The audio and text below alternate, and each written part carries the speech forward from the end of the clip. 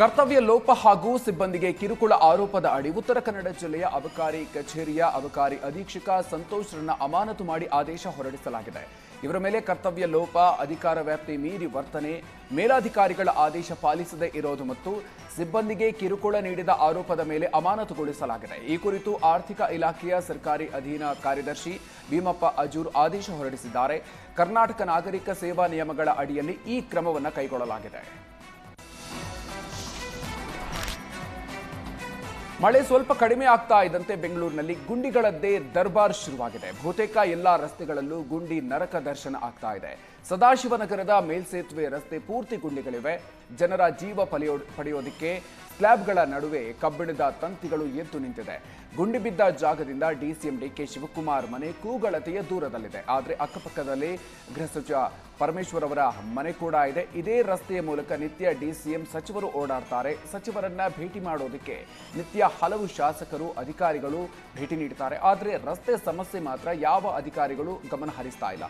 ಹೀಗಾಗಿ ಹಲವು ವಾಹನಗಳು ಅಪಘಾತಕ್ಕೀಡಾಗಿದ್ದು ಟೈರ್ ಪಂಚರ್ ಕೂಡ ಆಗ್ತಾ ಇದೆ. ಆದರೂ ಡಿಸಿಎಂ, ಗೃಹ ಸಚಿವರು ರಸ್ತೆ ಗುಂಡಿಯ ವಿಚಾರವಾಗಿ ಕ್ಯಾರೆ ಅಂತಿಲ್ಲ ಅಂತ ಸ್ಥಳೀಯರು ತಮ್ಮ ಆಕ್ರೋಶವನ್ನು ವ್ಯಕ್ತಪಡಿಸಿದ್ದಾರೆ. ತುಮಕೂರು ಜಿಲ್ಲೆ ಹುಳಿಯಾರು ಪಟ್ಟಣ ಪಂಚಾಯಿತಿಯ ನೂತನ ಮುಖ್ಯಾಧಿಕಾರಿಯಾಗಿ ಮಂಜುನಾಥ್ ನೇಮಕ ವಿರೋಧಿಸಿ ಪ್ರತಿಭಟನೆ ನಡೆಸಲಾಗಿದೆ. ಕೌನ್ಸಿಲರ್ಗಳು ಮತ್ತು ಸಾರ್ವಜನಿಕರ ಪರ ವಿರೋಧದ ಸಂಘರ್ಷದ ನಡುವೆ ಕೊನೆಗೂ ಮಂಜುನಾಥ್ ಪೊಲೀಸ್ ರಕ್ಷಣೆಯಲ್ಲಿ ಅಧಿಕಾರ ವಹಿಸಿಕೊಳ್ಳುವಲ್ಲಿ ಯಶಸ್ವಿಯಾಗಿದ್ದರು. ಇನ್ನು ಕಚೇರಿಯ ಪ್ರವೇಶ ದ್ವಾರದಲ್ಲೇ ಶಾಮಿಯಾನ ಹಾಕಿ ಬಾಗಿಲಿಗೆ ಅಡ್ಡವಾಗಿ ಕುಳಿತು ಗೋ ಬ್ಯಾಕ್ ಮಂಜುನಾಥ್ ಅಂತ ಘೋಷಣೆಗಳನ್ನು ಕೂಗಿದ್ರು. ಇನ್ನು ಸ್ಥಳೀಯ ಶಾಸಕರು ಬರೋವರೆಗೂ ಮಂಜುನಾಥ್ರನ್ನ ಒಳಗೆ ಬಿಡೋದಿಲ್ಲ ಅಂತ ಆಕ್ರೋಶವನ್ನು ವ್ಯಕ್ತಪಡಿಸಿದ್ರು. ಪರ ವಿರೋಧದ ಸಂಘರ್ಷದ ನಡುವೆ ಕೊನೆಗೂ ಮಂಜುನಾಥ್ ಪೊಲೀಸ್ ರಕ್ಷಣೆಯಲ್ಲಿ ಅಧಿಕಾರ ವಹಿಸಿಕೊಳ್ಳುವಲ್ಲಿ ಯಶಸ್ವಿಯಾದರು. ಸದ್ಯಕ್ಕೆ ಪ್ರತಿಭಟನೆ ತಣ್ಣಗಾಗಿದ್ದು ಶಾಸಕರನ್ನ ಭೇಟಿಯಾಗಿ ಮುಂದಿನ ತೀರ್ಮಾನ ಕೈಗೊಳ್ಳೋದಾಗಿ ವಿರೋಧಿ ಗುಂಪು ತಿಳಿಸಿದೆ.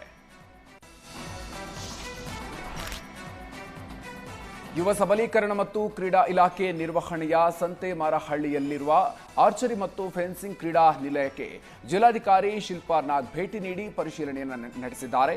ಕ್ರೀಡಾ ನಿಲಯದಲ್ಲಿ ಯಾವುದೇ ತೊಂದರೆ, ಸಮಸ್ಯೆಗಳು ಇದ್ದರೆ ಮುಕ್ತವಾಗಿ ಹೇಳಬೇಕು ಅಂತ ತಿಳಿಸಿದರು. ಕ್ರೀಡಾ ಚಟುವಟಿಕೆಗಳಿಗೆ ಪೂರಕವಾದ ಎಲ್ಲಾ ಸೌಲಭ್ಯಗಳನ್ನು ಉತ್ತಮವಾಗಿ ಒದಗಿಸಲಾಗ್ತಾ ಇದೆ. ಈ ಸೌಕರ್ಯಗಳನ್ನು ಸದ್ಬಳಕೆ ಮಾಡಿಕೊಳ್ಳಬೇಕು, ರಾಷ್ಟ್ರ ಮಟ್ಟದಲ್ಲಿ ಕೀರ್ತಿ ತರುವಂತಾಗಬೇಕು ಅಂತ ಜಿಲ್ಲಾಧಿಕಾರಿ ಶಿಲ್ಪಾ ನಾಗ್ ಹಾರೈಸಿದ್ರು. ಬಳಿಕ ಯುವ ಸಬಲೀಕರಣ ಮತ್ತು ಕ್ರೀಡಾ ಇಲಾಖೆಯ ಅನುದಾನದಲ್ಲಿ ಅಂದಾಜು 2 ಕೋಟಿ ರೂಪಾಯಿ ವೆಚ್ಚದಲ್ಲಿ ನಿರ್ಮಾಣ ಮಾಡಲಾಗ್ತಾ ಇರುವ ಫೆನ್ಸಿಂಗ್ ಒಳಾಂಗಣ ಕ್ರೀಡಾಂಗಣದ ಕಾಮಗಾರಿಯನ್ನು ಪರಿಶೀಲನೆ ಮಾಡಿದರು.